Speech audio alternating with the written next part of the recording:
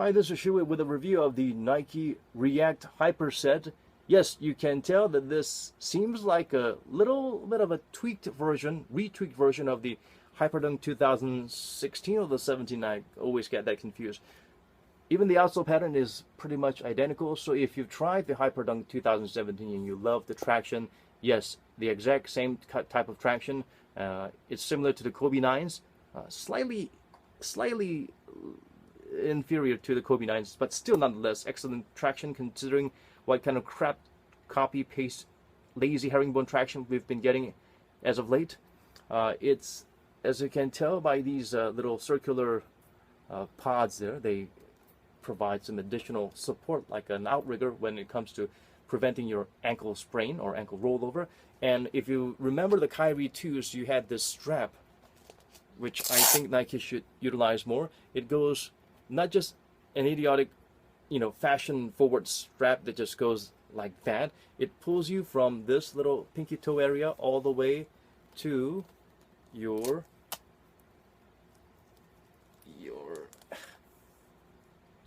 heel. So what it does is, where do you sprain your feet? You don't get sprain or injuries this way, right? It's always this direction towards the lateral side. So what it does is it pulls you from spraining your foot that way with this support. This is awesome. I wish they would use this more often in other Nike shoes. They tried something similar like this in the Kyrie low ones, but it was a failure because the strap didn't go from here to here, but instead it went kind of like from here to somewhere here, and it just went lazily there. Tried something similar with the CP312s, and then they also had the same issue. They did not have the Kyrie 2-like strap that provides the adequate lockdown and anti-lateral inversion protection or resistance. So this is actually a volleyball shoe designed for women. It's a women's volleyball shoe, but there have been instances where people use basketball shoes for volleyball or volleyball shoes for basketball. The Hyper Attack is like a retweaked version of the Kobe 5 or 6 that came out as a volleyball shoe, but a lot of hoopers paid a good amount of money to get them. In most countries it's not available, so in Korea we had to buy them, have them shipped from other countries, and many hoopers, professional and amateur and just your average Joe daily hoopers, love the Hyper Attacks. So this would be as good, if not better than that retweaking series of basketball shoes. So this comes in women's size, so keep that in mind. You probably want to go up a whole size to adjust to your own foot. Let's say you wear a size 9, then you probably going to want to go with a women's size 10.5.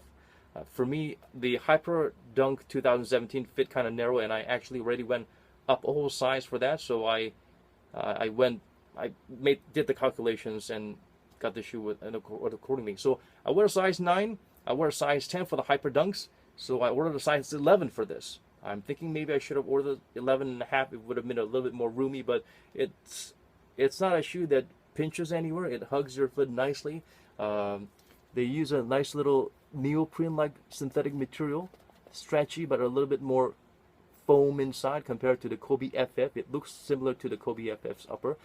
Nice little additional hyper fuse type of coating on the toe area, and added leather attachment here and here to provide that additional lockdown right after your toe box area, so you will get a better lockdown. They even have some what do you call it, the fly wire attached in the middle to provide additional lockdown. The strap is of course an amazing addition. It's much lower compared to the Hyperdunk lows.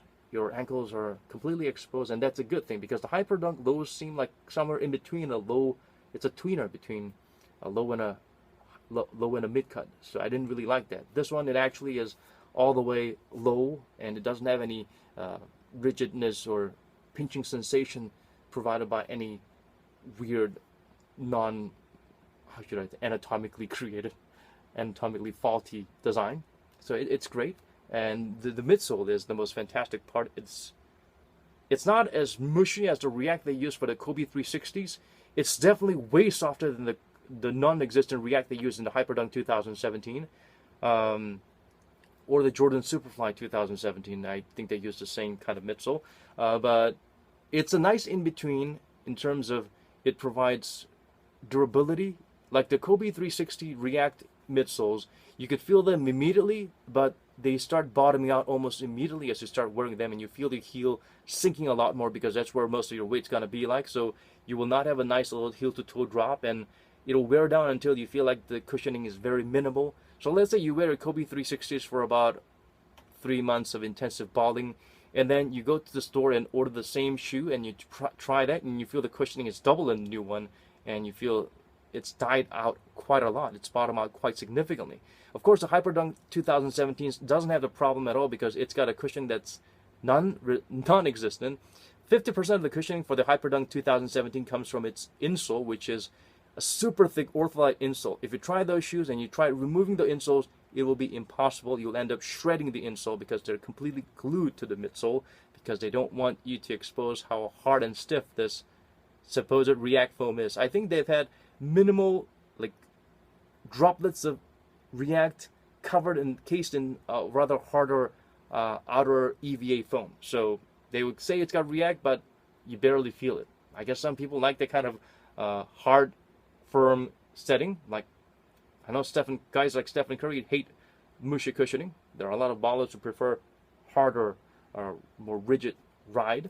But this, it's a perfect balance of the two. Soft, but durable. And what's adding to the cushioning is this amazing insole, which is quite similar to the super expensive insole they've used in shoes like the Peak Tai Chi TP97, the Tony Parker shoe with the React, the Tai Chi cushioning, which is a gel pad kind of insole, which is soft. It's almost similar to that, but it's a lot softer and slightly thinner. So it makes you feel low. It's not high off the ground. It's very low to the ground. So yeah. I mean, I really can't find a lot of flaws for this shoe, except for that it comes in women's size and you have to make the necessary adjustments. And I am very envious of the ladies who get to wear this in their own true size, and it forms better to their feet. So if you're a volleyball playing, if you're a lady and you play volleyball, this is an amazing shoe for you. If you play basketball, and for women who play basketball, they have a tendency to be unable to get the best basketball kicks out there because most of them are designed for men. And if you go down to a smaller size for women, sometimes there's some tech missing. So this is good for women with women who can't find their size, or if they do find their size for a proper men's basketball shoe, they have to get the type of that says GS, as in girl size, or kid size, which is sorely lacking in the tech that should be with the shoe. So this is good news for them, and it's great news for people who were disappointed with the Hyperdunk or other React basketball shoes out there. This is, in my personal opinion, the best balance of React cushioning you get for a basketball shoe. It weighs about 390 grams for a size, I would say the US size 9.5. So it's super lightweight as well. Doesn't cost you an arm and a leg. I think it goes for like $140 or something like that. Hopefully Nike will continue to come up with more colorways and maybe even a different rendition of it, which comes with a male fit instead of just women's size someday soon.